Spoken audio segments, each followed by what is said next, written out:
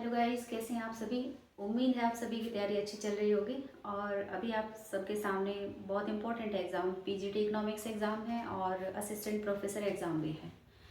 इन बड़े एग्ज़ाम्स को अटेम्प्ट करने से पहले सभी के मन में ये डाउट्स रहते हैं कि हम क्वेश्चन पेपर को कैसे सॉल्व करें, कैसे अटेम्प्ट करें कि इसमें मैक्सिमम हम मार्क्स को गेन कर सकें। आपके सभी सवालों के जवाब वन बाय वन मिलेंगे और वीडियो को आप ध्यान से देखें।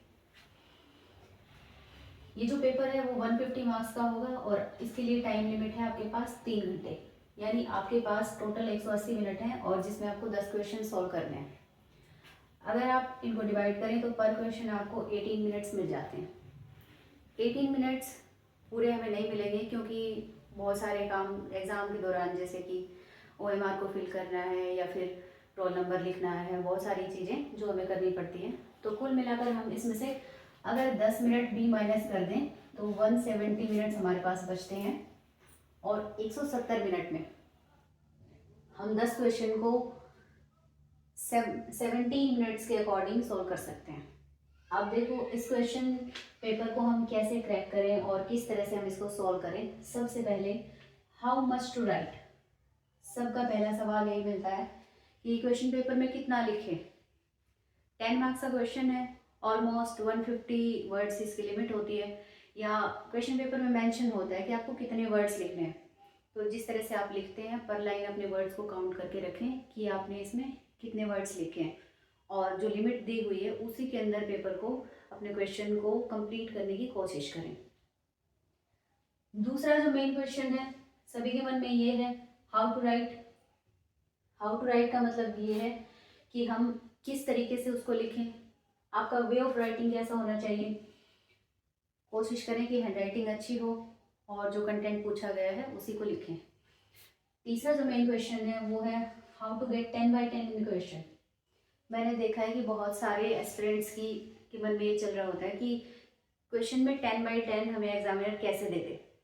अगर आपको किसी चीज़ में 10 बाई 10 गेन करना है, फुल मार्क्स गेन करने हैं, तो आपको जिन पॉइंट्स को ध्यान में रखना है वो है, सबसे पहले क्वेश्चन को एक्सप्लेन करें, उसमें क्या पूछा गया है उसको एक्सप्लेन करें, उसकी डेफिनेशन दें। डेफिनेशंस हो सके तो जो अर्थशास्त्रियों ने दी हुई है उन्हीं डेफिनेशंस को लिखें, उसमें कोई चेंज नहीं करें, जैसी डेफिनेशन है उसको एज इट इज़ लिखें। फिर उसके बाद उस क्वेश्चन के कुछ हाईलाइट्स होंगे, कुछ इंपॉर्टेंट पॉइंट्स होंगे, उनको अलग से मेंशन करें। डायग्राम जो आप बनाते हैं, डायग्राम्स सभी बनाने ही पड़ेंगे। इन डायग्राम्स में आपको किस चीज़ का ध्यान रखना है, एक तो डायग्राम की जो शेप है वो प्रॉपर होनी चाहिए, दूसरा उसका स्लोप ठीक होना चाहिए। अगर आप इलास्टिसिटी के डायग्राम्स बना रहे हैं और उनका स्लोप प्रॉपर नहीं है तो आप उसको अच्छे से डिफाइन नहीं कर पाएंगे, एक्सप्लेन नहीं कर पाएंगे।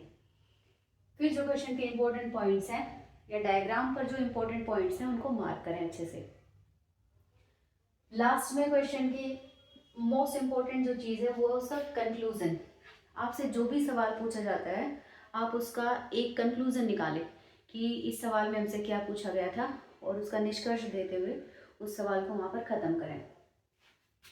फोर्थ इम्पोर्टेंट क्वेश्चन है वो should be maximum score to get selected. बहुत सारे एस्पिरेंट्स ये भी पूछते हैं कि सिलेक्ट होने के लिए हमें कितना स्कोर गेन करना चाहिए। डिपेंड करता है कि नंबर ऑफ वैकेंसीज कितनी है, कितने सारे लोग उसमें पार्टिसिपेट कर रहे हैं। ठीक है, डिफरेंट एग्जाम्स में आप प्रीवियस एग्जाम का कट ऑफ स्कोर देख सकते हैं कि कितना गया है, और अदर स्टेट्स में भी जो एग्ज़ाम है उसको भी आप देख सकते हैं कि उनका कट ऑफ कितना गया। तो मैक्सिमम स्कोर कितना होगा इसको हम डिसाइड नहीं कर सकते हैं, ये कंपटीशन पे डिपेंड करता है। कुल मिलाकर रिटन टेस्ट में जो चीज़ें हैं इन सभी को आपको ध्यान में रखना है। सबसे मेन चीज़ ध्यान में रखनी है वो है टाइम लिमिट। आपके पास लिमिटेड टाइम है और एक लंबा चौड़ा क्वेश्चन पेपर आपको लिखना है। 10 मार्क्स के अकॉर्डिंग आपको 10 क्वेश्चन लिखने हैं और बेस्ट अटेम्प्ट भी करना है।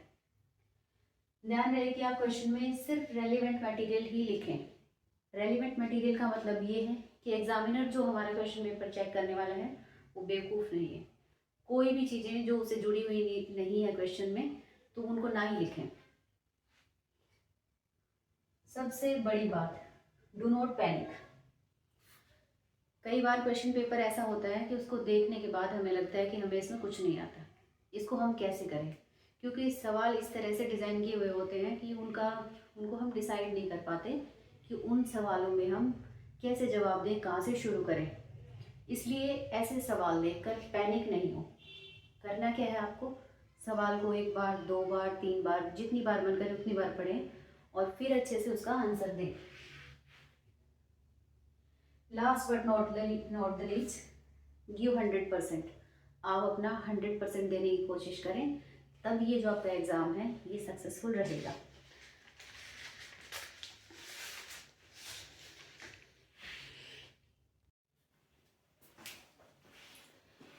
इन सभी पॉइंट्स को ध्यान में रखते हुए आप अपना क्वेश्चन पेपर शांति से अटेम्प्ट करें और पहले डिसाइड कर लें कि 15 क्वेश्चंस में से आपको कितने क्वेश्चन सॉल्व करने हैं। इस तरह से आपके माइंड में क्लियर रहेगा कि हमें ये 10 क्वेश्चन सॉल्व करने हैं और इजीली आप उसको कर पाएंगे। जो प्रीवियस ईयर क्वेश्चन पेपर्स हैं उसमें से कुछ इंपॉर्टेंट क्वेश्चंस मैं आप लोगों के लिए लेकर आई हूँ। इससे आप ये डिसाइड करेंगे कि growth and development, macro economics, micro economics, international trade and finance से कौन कौन से सवाल पूछे गए हैं और किस तरह से पूछे गए हैं। पहला ही जो क्वेश्चन है वो है concept of Kaldor stylised facts related to income distribution. आपसे पूछा गया है कि कैल्डर के जो शैलीगत तथ्य हैं,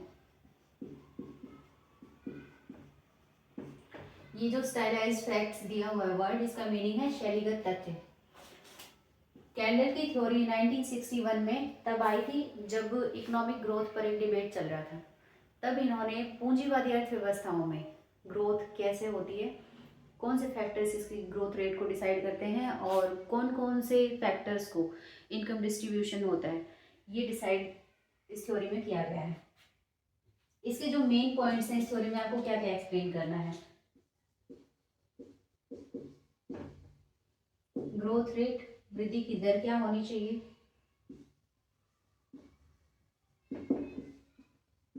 कैपिटल आउटपुट रेशियो क्या होगा, रिटर्न ऑन कैपिटल क्या होगा,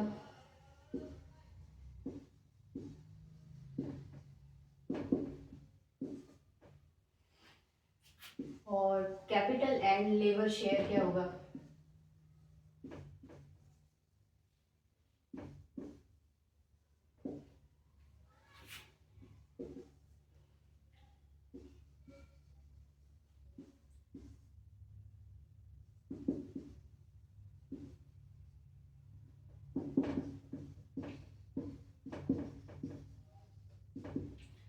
तो कैल्डर के जो स्टाइलाइज्ड फैक्ट्स हैं उसमें हमारे सामने 6 फैक्ट्स हैं। इसकी ग्रोथ रेट तो इन्होंने दी हुई है कि ये 2 to 5% के बीच में डिफरेंट कंट्रीज में फ्लक्चुएट करती है।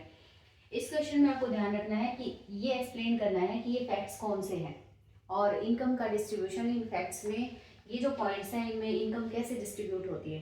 तो पहला ही हमारा क्वेश्चन, ये डायरेक्ट क्वेश्चन पूछा गया है, इसमें आपको डायरेक्ट थ्योरी को मेंशन करना है। अब हम देखते हैं इसका दूसरा क्वेश्चन।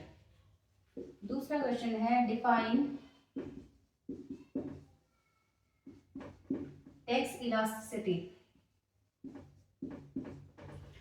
आपको डिफाइन करना है कि टैक्स इलास्टिसिटी क्या होती है।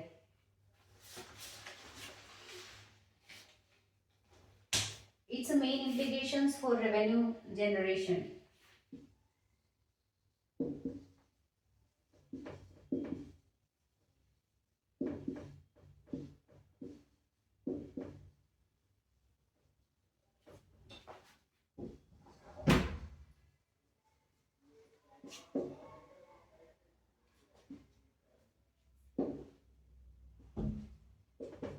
दूसरा जो क्वेश्चन है define tax elasticity, main implications in revenue generation. Tax, सबसे पहले आपको पता होना चाहिए कि टैक्स इलास्टिसिटी क्या होती है।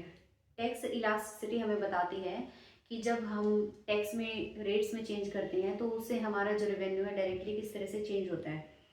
तो टैक्स इलास्टिसिटी गवर्नमेंट के लिए एक इम्पॉर्टेंट टूल है अपना रेवेन्यू बढ़ाने के लिए। उन सभी चीज़ों पर टैक्स बढ़ा दिया जाता है जो लेस इलास्टिक होती हैं, और जब मोर इलास्टिक चीज़ों पर टैक्स बढ़ाया जाता है तो उनके प्राइसेस बढ़ जाते हैं और गवर्नमेंट का जो रेवेन्यू है वो कम हो जाता है। तो इस क्वेश्चन में आपको टैक्स इलास्टिसिटी को डिफाइन करना है, मेन इम्प्लीकेशंस, इसका गवर्नमेंट किस तरह से यूज़ करती है, इससे क्या क्या फ़ायदे हो सकते हैं, टैक्स इलास्टिसिटी का जो फॉर्मूला होता है उसको यहाँ पर एक्सप्लेन करना है। Percentage revenue plus percentage tax rate. ये जो टैक्स इलास्टिसिटी है वो इस फॉर्मूले पर काम करती है और इसके अकॉर्डिंग ही गवर्नमेंट टैक्सेस हैं उनको डिसाइड करती है कि किस तरह से वो अपना रेवेन्यू बढ़ाए। उसके बाद हमारे सामने है question number 3, discuss trade off.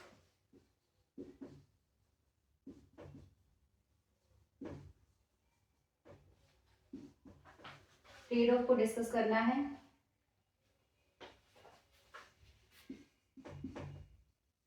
Narrate the implications of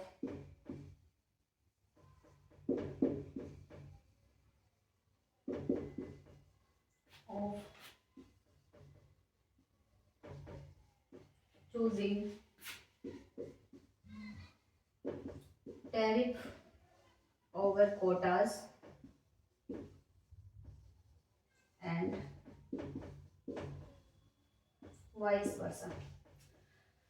अब इस क्वेश्चन में पूछा गया है डिस्कस ट्रेड ऑफ। सबसे पहले आपको ट्रेड ऑफ क्या है इस टर्म को डिफाइन करना है।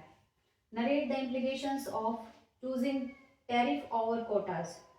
आपको पता होगा कि टैरिफ और कोटा दोनों ही ट्रेड बैरियर्स हैं जो इंपोर्ट्स हैं उनकी क्वांटिटी को लिमिट करने के लिए ये लगाए जाते हैं। जो टैरिफ हैं ये किसी भी जो चीज़ें हैं उनकी क्वालिटी पर, क्वांटिटी पर, उनकी वैल्यू पर लगाए जा सकते हैं। और कोटास हैं ये किसी भी चीज़ की मात्रा को देश में आने से लिमिट करते हैं। सवाल में बेसिकली ये पूछा गया है कि जो टैरिफ है और जो कोटा है इनमें से सरकार को किसको चूज करना चाहिए और कहाँ पर कौन सा अप्लाई करना चाहिए। तो जिन चीज़ों की एंट्री देश में लिमिट करना चाहती है सरकार उन सभी पर कोटा लगा देगी और उनकी जो एंट्री है देश में उनको कम कर देगी, उनका इंपोर्ट कम हो जाएगा। दूसरी तरफ जो टैरिफ है किसी चीज़ के प्राइसेस को अगर डायरेक्टली बढ़ाना है तो गवर्नमेंट टैरिफ लगा देगी और उसको रोक देगी। ये हमारे 3 मेन क्वेश्चंस हो चुके हैं।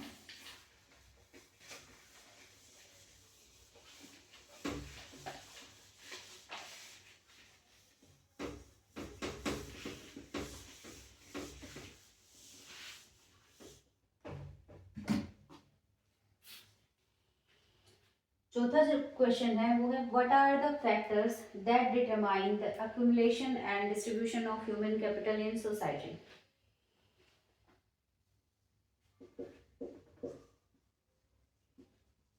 What are the factors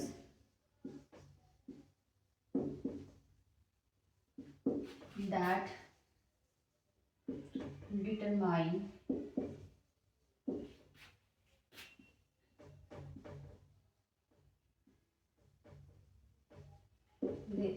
accumulation and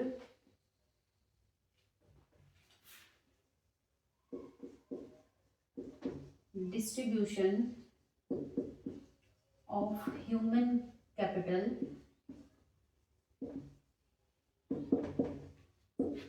in a society।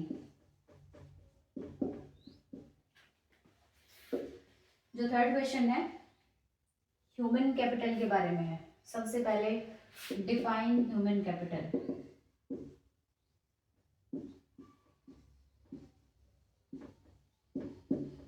सवाल में ये पूछा गया है कि कौन से ऐसे फैक्टर्स हैं जो मानव पूंजी के निर्माण में या फिर उसके संचय में मदद करते हैं।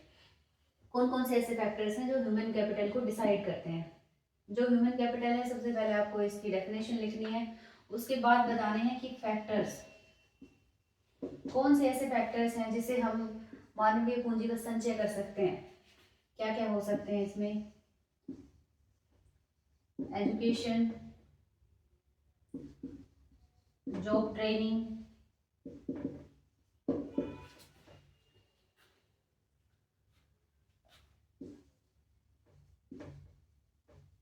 इजी माइग्रेशन हो सकता है, उसके साथ हेल्थ फैसिलिटीज हो सकती हैं,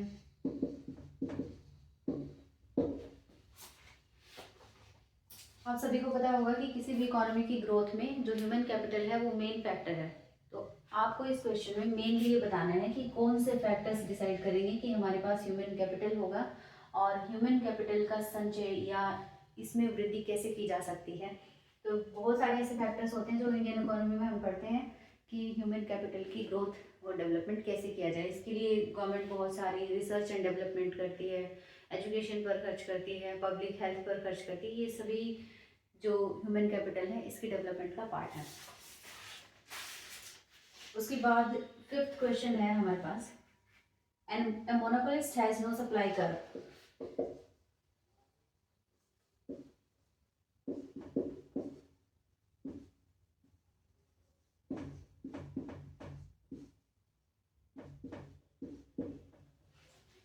एक मोनोपोलिस्ट के पास कोई सप्लाई कर्व नहीं है। डू यू एग्री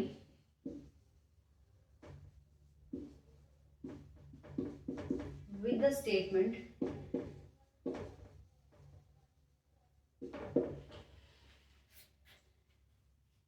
क्या आप इस स्टेटमेंट से एग्री करते हैं? Is this applying to a firm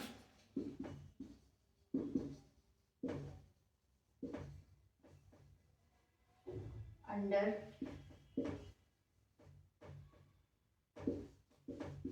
perfect competition?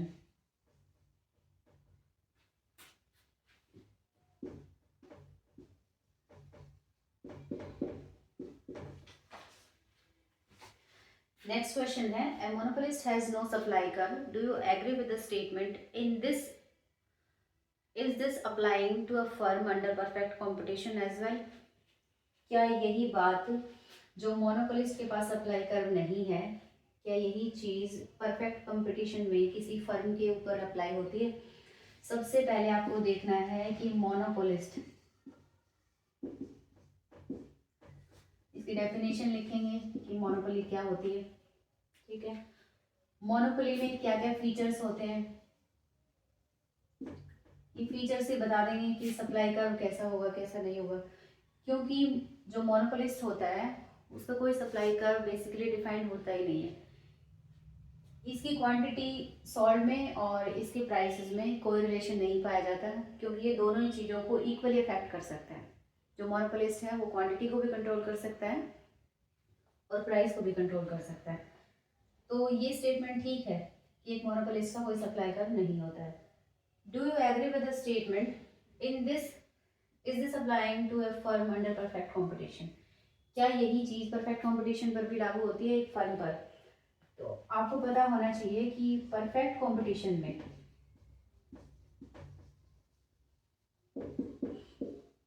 जो फर्म है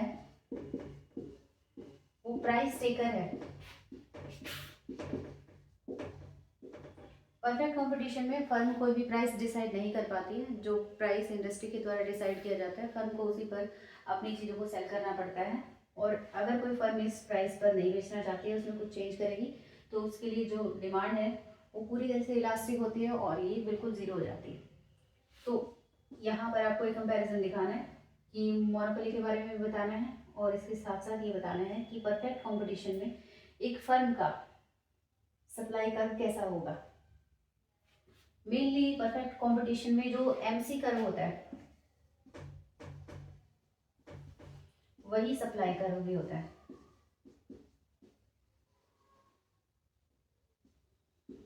बस इस क्वेश्चन में आपको यही करना है और लास्ट में इस स्टेटमेंट का आंसर भी देना है कि परफेक्ट कंपटीशन के ऊपर ये अप्लाई होता है कि नहीं होता है। तो सेम चीज़ नहीं है, ये डिफरेंट चीज़ है जो कि इसके ऊपर अप्लाई नहीं होगी।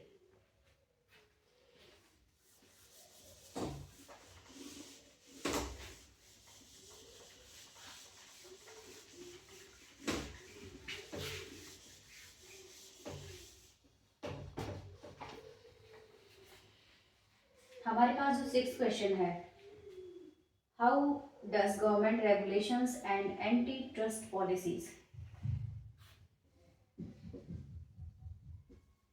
How does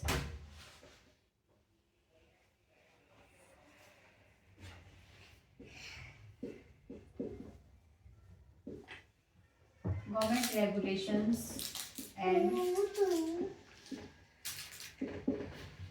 anti trust policies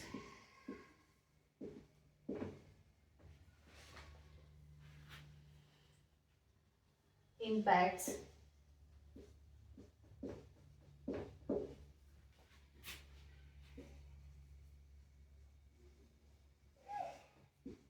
monopoly.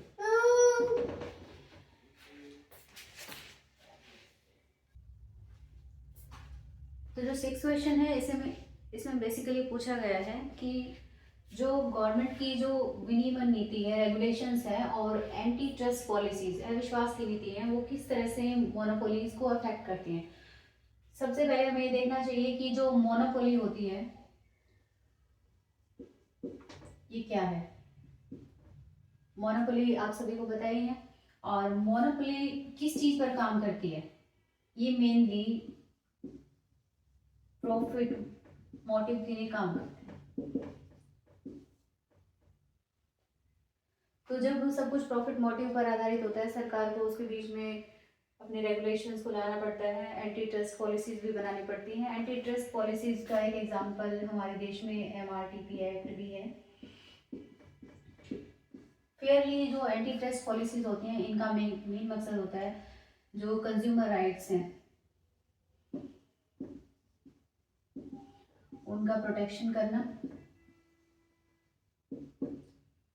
ताकि ये जो मोनोपोलिस्ट हैं वो प्राइसेस को बहुत ज़्यादा हायर ना कर सकें, और दूसरी तरफ है वो मार्केट में एक फेयर कंपटीशन बनाने के लिए ये नीतियाँ बनाई जाती हैं।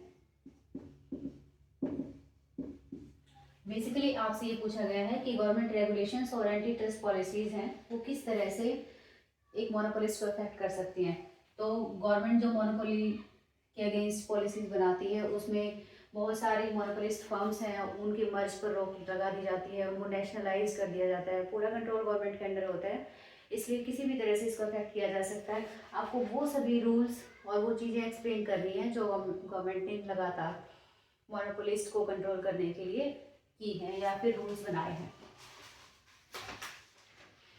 उसके बाद हमारे पास 7th क्वेश्चन है,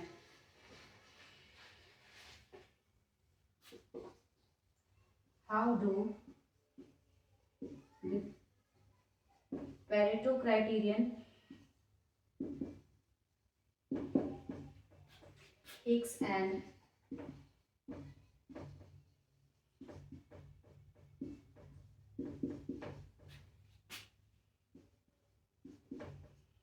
Sitohusky criteria, Arrow's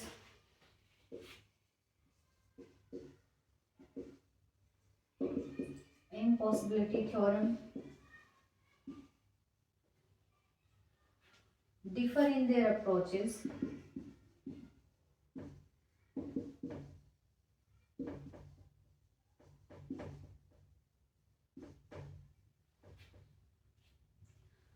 to welfare analysis.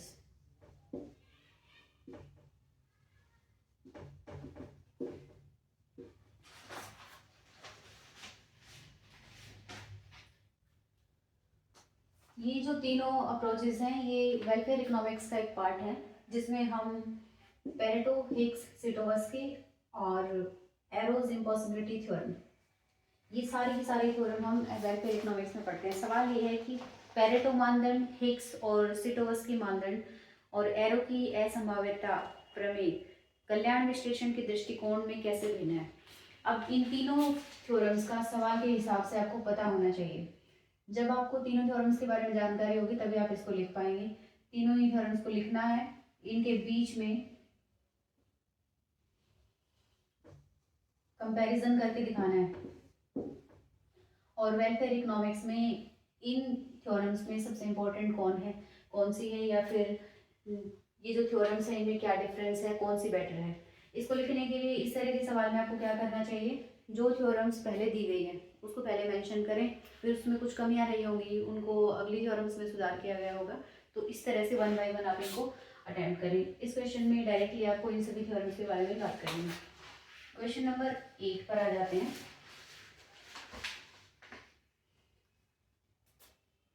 जो 8th क्वेश्चन है वो हमारा इंटरनेशनल इकोनॉमिक्स से रिलेटेड है। How does the ISLM analysis, how does the ISLM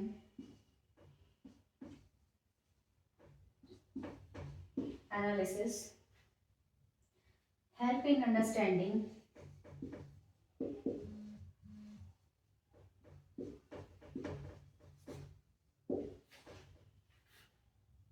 the transmission mechanism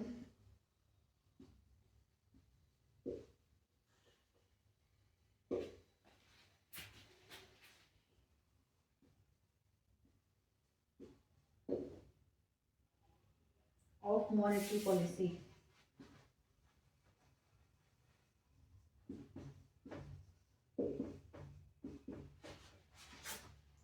सवाल ये है कि ISLM विश्लेषण मौद्रिक नीति के संचरण को समझने में कैसे मदद करता है। How does the ISLM analysis help in understanding the transmission and mechanism of monetary policy. इस क्वेश्चन में डायरेक्टली आपसे ये पूछा गया है कि जो ISLM मॉडल है ये मॉनेटरी पॉलिसी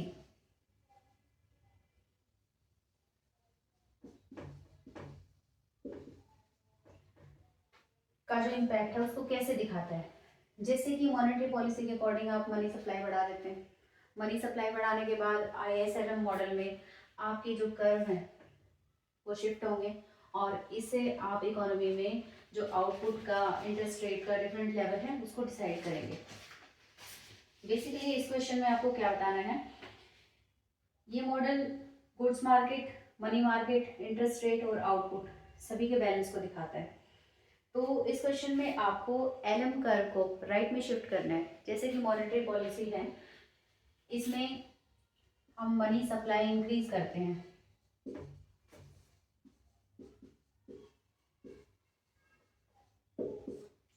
इस क्वेश्चन में जब आप LM कर्व को राइट शिफ्ट करेंगे तो आपके चार डायग्राम्स हैं उनकी जो डिफरेंट क्राइटेरियन है वो चेंज हो जाएंगे और आप देखेंगे कि जो ISLM मॉडल है उसमें मॉनेटरी पॉलिसी में चेंज का हमारी इकोनॉमी पर, गुड्स मार्केट पर क्या इफेक्ट पड़ता है, ये सीधा इसको दिखाएगा। उसके बाद हमारे पास 9th क्वेश्चन है।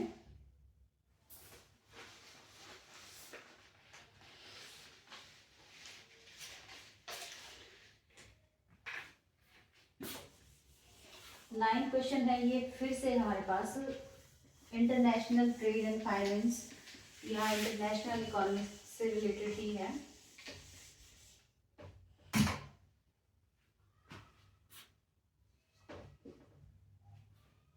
How do Irving Fisher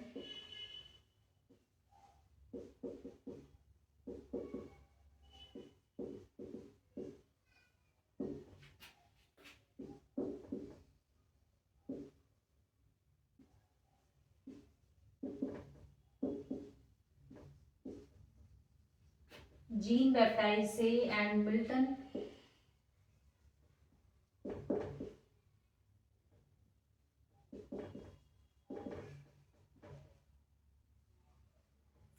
Friedman contribute to the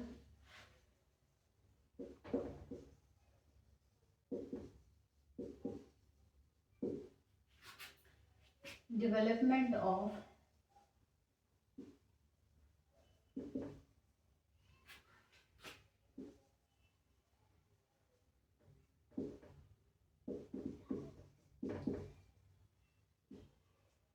quantity theory of money। Irving Fisher, Jean Baptiste और मिल्टन फ्रीडमैन मुद्रा के सिद्धांत की मात्रा के विकास में कैसे योगदान देते हैं। आप सभी को पता होगा कि इन तीनों इकोनॉमिस्ट में ने अपनी जो थ्योरीज दी हैं, क्वांटिटी थ्योरी ऑफ मनी है उसमें इनका बहुत बड़ा योगदान है, जिसमें आपने एक फॉर्मूला पढ़ा होगा MV = PT। 1956 में इस थ्योरी में सबसे ज़्यादा जो कंट्रीब्यूशन है इन्हीं इकोनॉमिस्ट का रहा है और डिमांड फॉर मनी के अकॉर्डिंग किसका फंक्शन है, वेल्थ, इनकम, और जो डिवीज़न ऑफ वेल्थ है ह्यूमन और नॉन ह्यूमन फॉर्म्स में, उस पर डिपेंड करता है। इनके अकॉर्डिंग मनी एक लग्जरी गुड है और जो मनी है उसको अदर असेट्स की लाइक हम ट्रीट कर सकते हैं। तो जो इरविंग फिशर का, जेन बेप्टाइज का और मिल्टन फ्रीडमैन के जो मॉडल्स हैं, 1 बाय 1 इन तीनों को एक्सप्लेन करना है और इन तीनों ने क्या क्या नए डेवलपमेंट्स इस फील्ड में दिए हैं इसको आपको मेंशन करना है। उसके बाद हमारे पास 10th क्वेश्चन है, how does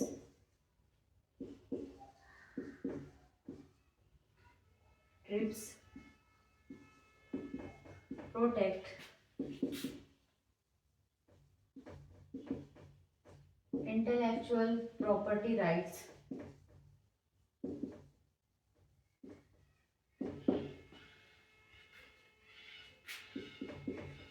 IRS in the context of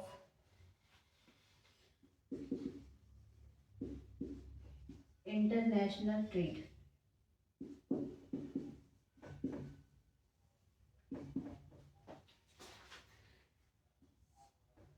TRIPS इसका मीनिंग है trade related intellectual property rights.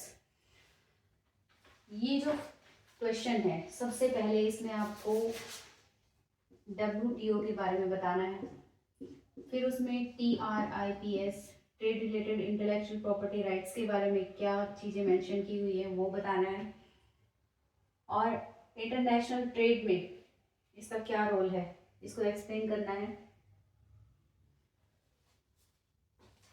आप सभी को पता होगा कि जो इंटेलेक्चुअल प्रॉपर्टी राइट्स हैं ये पेटेंट्स के तौर पर, कॉपीराइट्स के तौर पर या किसी भी इनोवेशन को जिसने इनोवेट किया है उसके राइट्स को प्रोटेक्ट करने के लिए काम आते हैं।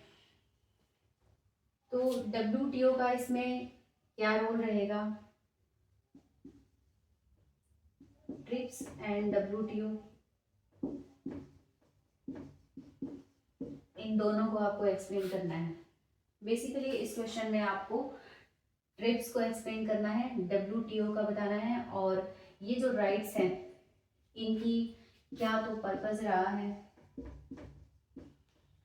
किस किस फॉर्म में इसको अप्लाई किया जा सकता है और इससे क्या बेनिफिट्स होंगे।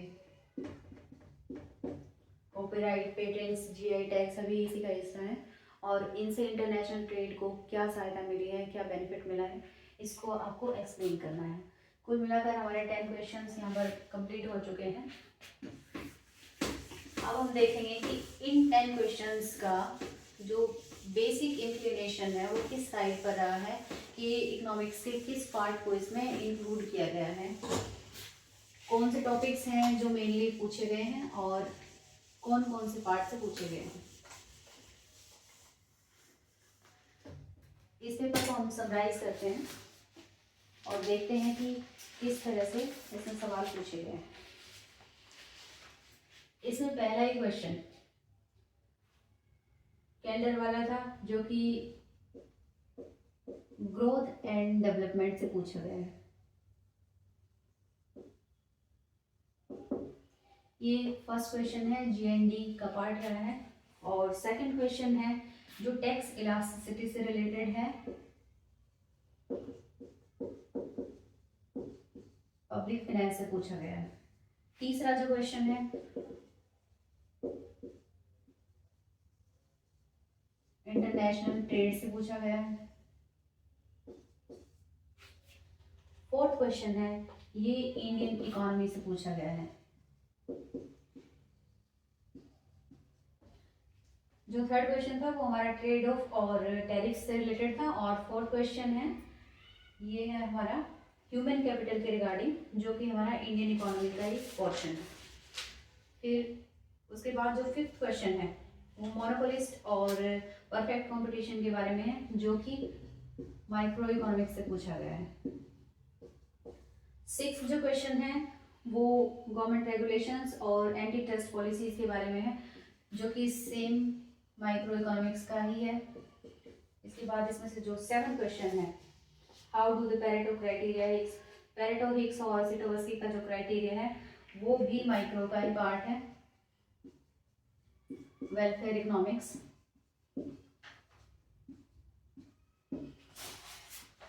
उसके बाद जो 8 क्वेश्चन है, 8 क्वेश्चन था हमारा कि ISLM का है वो मॉनेटरी पॉलिसी को अप्लाई होने में कैसे मदद करता है, किस तरह से एक्सप्लेन करता है। तो ये हमारा मैक्रो इंटरनेशनल ट्रेड का ही पार्ट है।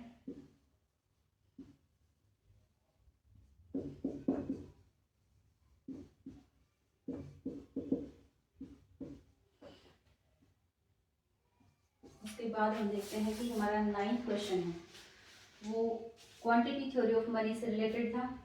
ये भी सेम इसी इंटरनेशनल ट्रेड एंड फाइनेंस का पार्ट है। और उसके बाद 10th क्वेश्चन है ट्रिम्स और ट्रिप्स वाला, वो भी मैक्रो इकोनॉमिक्स और इंटरनेशनल ट्रेड का ही पार्ट है।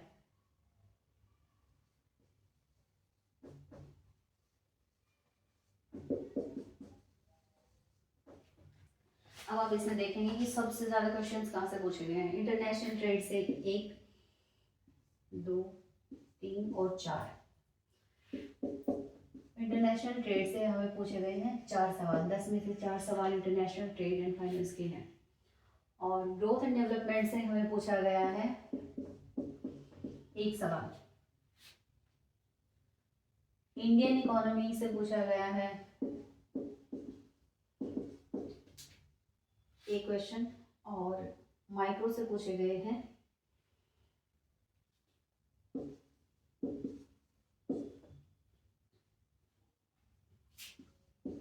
3 क्वेश्चंस।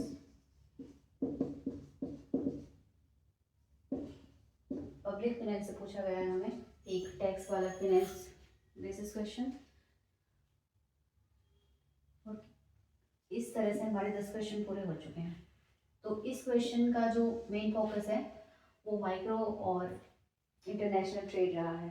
इसी तरह से जो ये जो क्वेश्चन पेपर है इसकी PDF मैं आपको प्रोवाइड कराऊंगी और आप इसको 3 घंटे में सॉल्व करके देखें कि आप इस क्वेश्चन पेपर को कर पाते हैं या नहीं कर पाते हैं, इन क्वेश्चंस की आपकी कितनी तैयारी है।